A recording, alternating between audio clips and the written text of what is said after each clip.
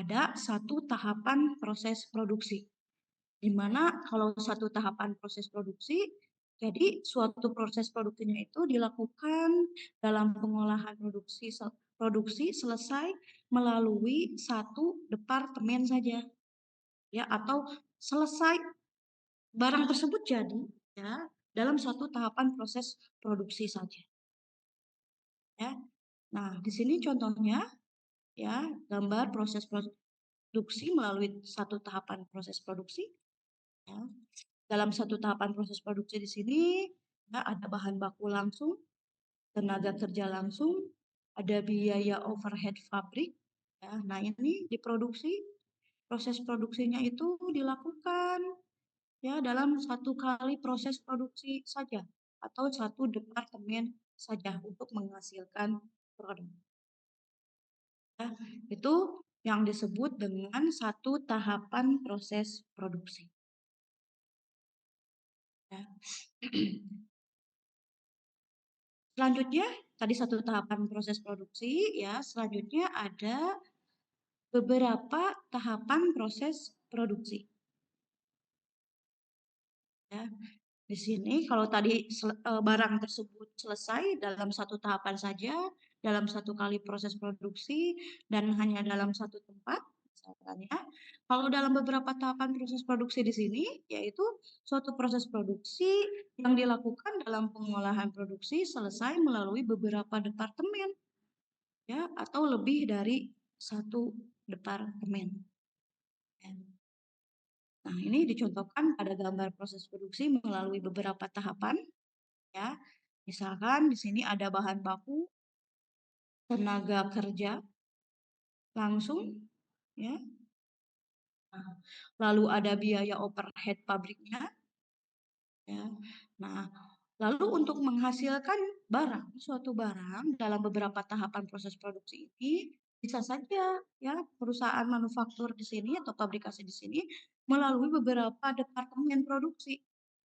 Ya, misalkan bahan baku tersebut, ya, diolah dengan bantuan tenaga kerja langsung, awalnya diproduksi di departemen produksi 1, ya, atau dan selanjutnya dilanjutkan ke departemen produksi 2, lalu departemen produksi 3.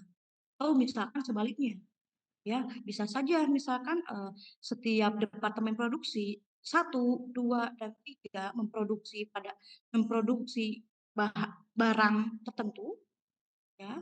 Nah, nanti misalkan digabungkan, ya, bisa seperti ini. Gambar proses produksi melalui beberapa, ya. Selanjutnya, untuk sistem pengolahan yang digunakan dalam proses produksi itu dapat dibedakan, ya. Pertama, kita lihat dari jangka waktu produksinya, ya. Ada yang pertama, kita lihat dari jangka waktu produksi, ada produksi terus-menerus, ya. Selanjutnya ada produksi terputus-putus, ya. Nah, dalam jangka waktu produksi, jika kita lihat dari produksi terus-menerus, ya, yaitu suatu proses produksi itu dilakukan untuk mengubah bentuk produk, ya. Walaupun terjadi perubahan terhadap model, ya, tetapi tidak merubah susunan dan fungsi alat yang digunakan. Nah, biasanya dalam produksi terus-menerus ini banyak digunakan oleh perusahaan-perusahaan yang memproduksi suatu produk secara massal, ya, di mana produk yang dihasilkannya itu bersifat homogen, ya, dan bersifat standar. Ada yang bisa memberikan contoh untuk perusahaan pabrikasi atau manufaktur yang kita lihat dari jangka waktu produksinya terus menerus? Pabrik apa ya?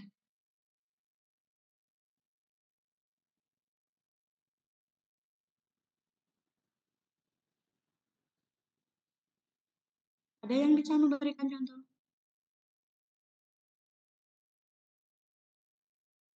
Pabrik makanan, Bu. Pabrik makanan, ya. Makanan apa, Febrian, contohnya? Ini Bu, PT Nabati. Ya, PT Nabati ya. Nah, itu kalau PT Nabati ya tentu proses produksinya itu ya memproduksi produk secara massal, terus sifatnya itu homogen ya dan standar. Kalau rekan-rekan lihat Nabati ya, yang Nabati yang keju itu wafer, tentu itu punya standarnya sendiri. Ya, setiap bungkusnya itu punya gramnya tersendiri. Rasanya pun sama, tidak akan ada yang berbeda.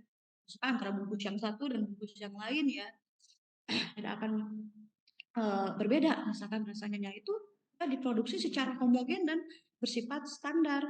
Ya, itu contohnya ya jika kita lihat dari jangka waktu produksi. Ya, produksi terus menerus untuk contoh perusahaan manufaktur atau pabrikasi. Oke. Selanjutnya untuk produksi terputus-putus. Ya, di sini suatu proses produksi di mana ya dalam operasinya itu seringkali terhenti ya guna mengubah peralatan yang digunakan ya, dan penyesuaian secara terus-menerus sesuai tuntutan produk yang dihasilkan. Ya. Nah, proses produksi ini sering digunakan oleh perusahaan-perusahaan yang bersifat pesanan. Ya, baik. Ada yang bisa memberikan contoh nih, perusahaan manufaktur atau pabrikasi dengan eh, jangka waktu produksinya terputus-putus.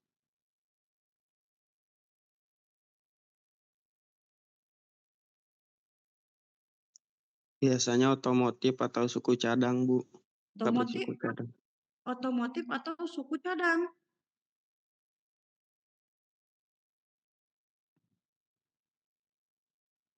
Kalau otomotif suku cadang biasanya produk tersebut itu sifat pesanan nggak, Febrian? Ya gimana, Bu? Kalau misalkan otomotif atau suku cadang, biasanya produk tersebut bersifat pesanan tidak ke perusahaan atau manufakturnya. Iya, Bu. Iya, iya ada yang misalkan suku cadangnya pengen bentuknya kayak gini. Ada nggak yang kayak gitu? Nggak ada, Bu. Ada nggak? Biasanya kan kalau suku cadang tergantung dengan itu ya mungkin ya apa ya pabriknya ya Febrian ya. Kira-kira contoh apa lagi Febrian yang bersifat pesanan sehingga produksinya itu putus-putus. Nah, dalam produksi terputus ini tadi pengertiannya bahwa nah, operasinya itu terkadang terhenti ya guna mengubah peralatan yang digunakan dan penyesuaian secara terus-menerus. Ada yang bisa memberikan contoh lagi?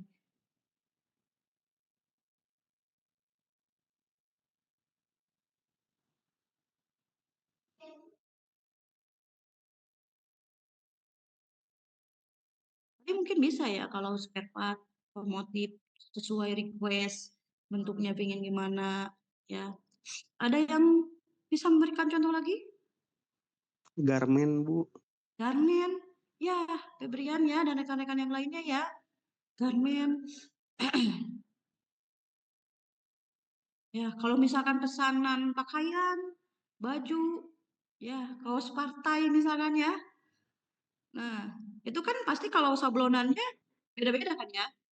Menyesuaikan nantinya ya peralatan yang digunakan. Nah, itu nanti bisa masuk ke contoh perusahaan manufaktur untuk jangka waktu produksi terputus-putus. Ya. Selanjutnya, jika kita lihat ya dari sifat proses produksi ya ada proses ekstraktif. Nah, sistem pengolahan yang seperti apa nih? Ya, dalam proses produksi jika kita lihat dari sifat proses produksi proses ekstraktif ya. Nah, biasanya kalau proses ekstraktif ini yaitu suatu proses pengambilan langsung dari alam ya seperti kayu, ya, perikanan dan juga pertambangan ya. Selanjutnya ada proses analitis. Ya, di sini suatu proses memisahkan bahan-bahan ya seperti penyulingan minyak mentah ya menjadi minyak siap digunakan. Selanjutnya ada proses pengubahan. Ya, misalkan di sini suatu proses perubahan bentuk suatu produk. Ya, kita lihat dari sifat proses produksinya dirubah ya seperti peralatan rumah tangga, yaitu kita lihat dari sifat proses produksinya mengalami proses pengubahan seperti apa saja, ya, hingga sampai bisa jadi peralatan rumah tangga. Nah, selanjutnya ada proses sintetis. Ya, di sini suatu proses pencampuran ya dengan bahan-bahan lain, misalkan pengolahan bahan-bahan kimia. Ya, itu jika kita lihat dari sifat proses produksi. Ya, sudah dua ya tadi kita lihat dari jangka waktu produksinya, lalu kita lihat dari sifat proses produksinya, ya. Nah, yang terakhir kita lihat dari sifat produknya, ya. Kalau kita lihat dari sifat produknya, ya ini ada produk standar, ada produk pesanan. Untuk produk standar, di sini suatu proses produksi yang didasarkan pada sifat produk yang telah distandarisasi, ya, yang digunakan untuk penilaian persediaan dan penetapan biaya produk yang dijual. Nah, ini tadi hampir sama ya dengan tadi jika kita lihat pengertiannya dengan jangka waktu proses produksi yang terus-menerus itu menghasilkan produk yang standar, ya. Kita lihat dari sifat produknya. Ya, contohnya ya kalau produksi televisi ya pasti ada SNI-nya misalkan atau sabun ya. Tentu kalau pabrik atau perusahaan manufaktur ya dengan sifat produknya standar, kalau sabun tentu ada bentuknya tersendiri ya, ada ukurannya tersendiri ya. Tentu apa bahan-bahannya juga ya dalam satu fitsnya ya, satu fits sabunnya itu pasti sama. Itu katakan produk standar. Lalu untuk produk pesanan ya ini yaitu suatu proses produksi dilakukan berdasarkan sifat produk yang sesuai dengan spesifikasi pesanan. Ya, tadi sama seperti jika kita lihat dari jangka waktu produksi, yaitu produksi terputus-putus. Ya, nah ini menghasilkan produk pesanan jika kita lihat dari sifat produknya. Ya, contohnya tadi ya yang disampaikan pencetakan baju, ya dan sebagainya. Nah itu ya ini jika kita lihat sistem pengolahan ya dari jangka waktu produksi, sifat proses produksi ya dan juga dilihat dari sifat produknya. Itu pendahuluan untuk memberikan gambaran kepada rekan-rekan nanti kita akan belajar apa nih di pembiayaan akuntansi pertanian ya. Kita lebih khusus belajar mengenai perusahaan manufaktur atau pabrikasi. Oke. Selanjutnya ya mengenai akuntansi keuangan dan akuntansi biaya ya. Nah, di sini akuntansi biaya itu merupakan sama ya satu bidang ilmu akuntansi dan merupakan bagian dari akuntansi keuangan. Tentu saling berhubungan ya. Dan nantinya tentunya juga untuk sistem pelaporan dan pengambilan keputusan bagi sebuah manajemen. Ya. Nah, jika kita lihat pengertiannya ya, untuk akuntansi keuangan ini sama-sama di bidang ilmu akuntansi, di akuntansi keuangan yang rekan-rekan pelajari di dasar akuntansi di semester sebelumnya, tentu rekan-rekan itu mempelajari bagaimana mencatat, menggolongkan, ya, meringkas transaksi keuangan perusahaan, ya, tentu dan kemudian rekan-rekan susun ya dalam bentuk laporan keuangan yang nantinya bisa digunakan oleh berbagai pihak tertentu yang berkepentingan. Nah, itu untuk pengertian akuntansi keuangan yang sudah rekan-rekan pelajari di dasar akuntansi di semester sebelumnya. Ya. Lalu akuntansi biaya ini merupakan sama ya bidang ilmu akuntansi, namun sebagai bagian dari akuntansi keuangan. Jadi apa ya pengertiannya? Ya.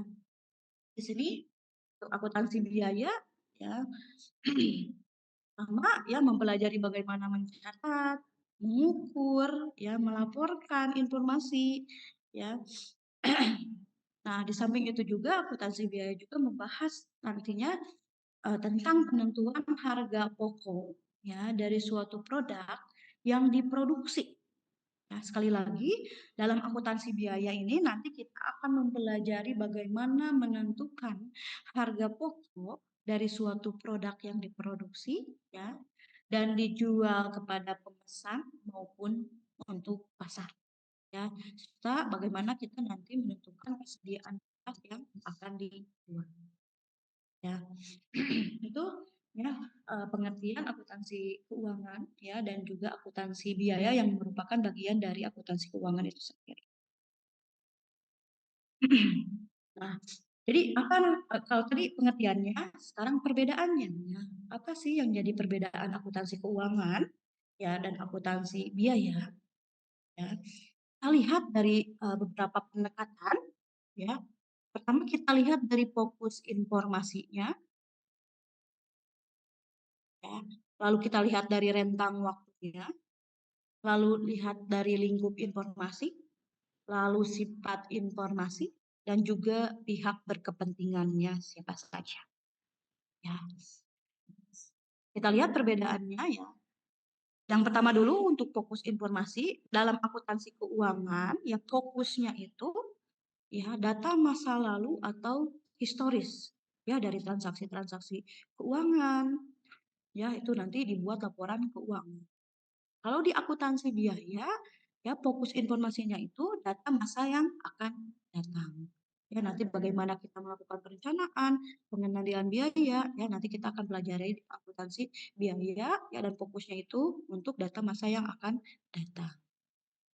Jika dilihat dari rentang waktunya, ya kalau akuntansi keuangan, ya ini menggunakan rentang waktu yang kurang fleksibel. Misalkan ya jangka waktu dalam akuntansi keuangan itu bisa relatif panjang ya, seperti kuartal, semester, tahunan.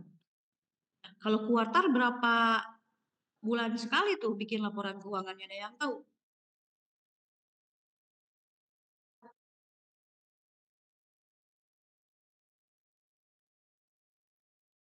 Ada yang tahu? Faiz? 4 atau 1 tahun 4 kali? Faiz? Hmm? Kuartal ini 3 bulan atau 4 bulan? Setengah semester, Bu.